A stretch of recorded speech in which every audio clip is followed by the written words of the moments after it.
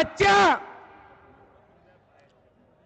दक्षिण सोलापूर विधानसभेच्या महाविकास आघाडीचे अधिकृत उमेदवार अमर पाटील यांच्या प्रचारार्थ खरं तर वेळ खूप कमी आहे, साहेब बोलणार आहेत, मी जास्ती वेळ न घेता 2च मिनिट सांगतो। आपण ज्याच्या विरुद्ध आज लढाई करतोय ते जातीवादी भाजपच्या विरोधात आहे। ज्या भाजपनं महाराष्ट्राचं वाटोळ केलं, ज्या भाजपनं या महाराष्ट्राच्या आया बहिणीच्या चुलीत पाणी ओतण्याचं काम केलं, त्यांच्या विरोधात आपली लढाई लक्षात ठेवा।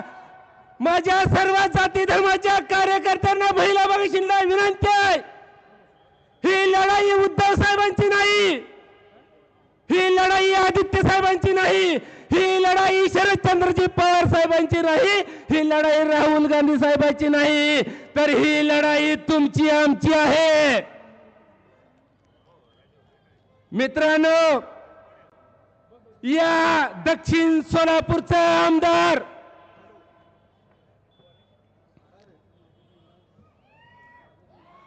या माणसानं या सुभाष देशमुखांनी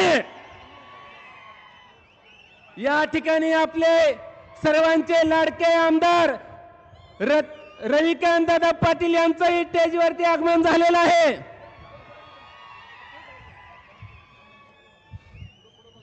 साहेब, या सुभाष देशमुखनं या सोलापूर जिल्ह्यातल्या शेतकऱ्याच्या घरावर नांगर फिरवण्याचं काम केलंय। साहेब, ही 5 वर्षाला उगवणारी औलाद या सुभाष देशमुखांनी गोरगरीब शेतकऱ्याच्या उतारा गोळा केला सभासद होण्यासाठी, त्या शेतकऱ्याची कुठलीही त्याच्यावर सही न घेता या नालायक औलादीने माझ्या गोरगरीब शेतकऱ्याच्या शेतावरती त्याला धोका देऊन, साहेब थोडे नाही 30 लाख 40 लाख 50 लाख 60 लाख कर्ज काढलं रे शेतकऱ्याच्या माझ्या शेतावरती। साहेब, शेतकरी आत्महत्या करायला हिंडायला लागलाय।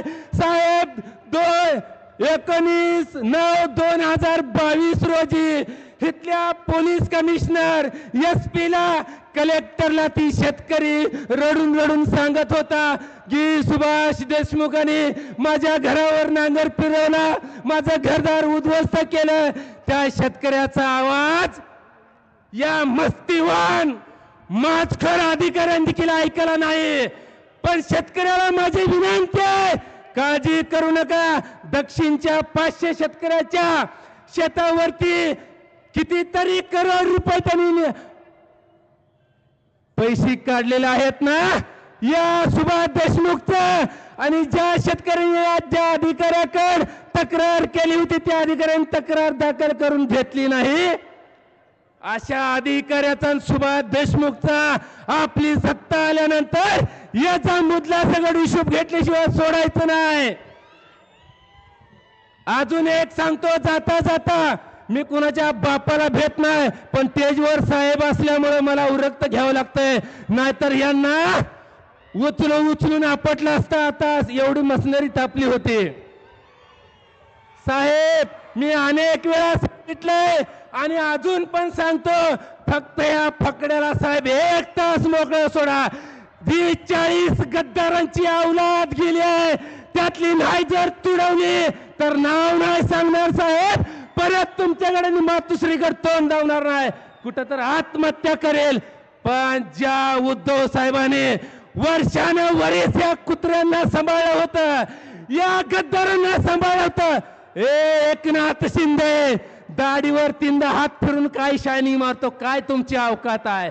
अरे तुम्हाला जर उद्धव साहेबांनी सांभाळलं नसतं ना, अरे तुमच्या भागातल्या कुत्र्यांनी देखील तुमच्यावर भुकलं नसतं, ही तुमची अवस्था होती। मी काल एक व्हिडिओ बघितला सोशल मीडियावर. आई टरबूज काय म्हणताय रे? टरबूज म्हणताय मी एक वेळा बिगर लग्नाचं राहील, मी एक वेळा बिगर लग्न. अरे तुझ्या काय म्हणू आता? बिगर लग्न नाही कशाला घेतलं मांडरू बसून?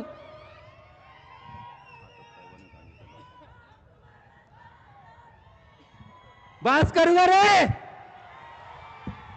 ऐका ऐका माझ्या सगळ्या शिवसैनिकांनो आणि सगळ्या जाती धर्माच्या कार्यकर्त्यांनो, तुम्हाला सांगतोय परत एकदा या महाराष्ट्राचा मुख्यमंत्री उद्धव बाळासाहेब ठाकरे साहेबांना करायचाय आणि ह्या 40 गद्दारांची कातडी सोलून काढायची आहे. ते अजून एक सांगतोय, अमर पाटलाला असं तसं निवडून द्यायचं नाही.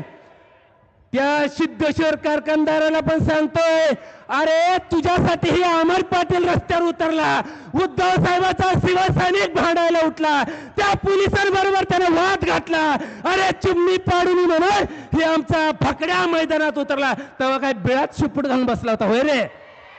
आणि आता तू परिणिती शिंदेचं ऐकून, आता परिणिती शिंदेचं ऐकून आमच्या विरोधात बंडखोरी करताय. याद राखा, उद्धव साहेब ज्याला उभा करू शकतात ना त्याला पाडू पण शकतात. एवढं बोलून माझे 2 शब्द संपवतो. जय हिंद, जय